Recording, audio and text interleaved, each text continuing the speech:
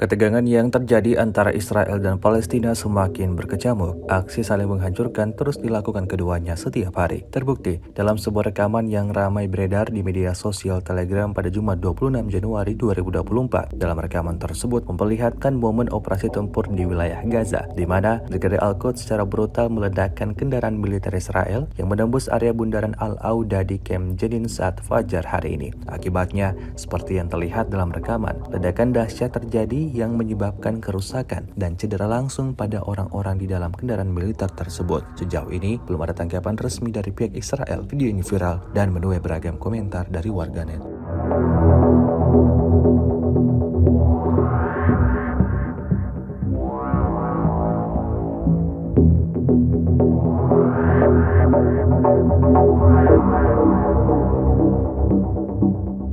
Download Tribun X sekarang, menghadirkan lokal menjadi Indonesia.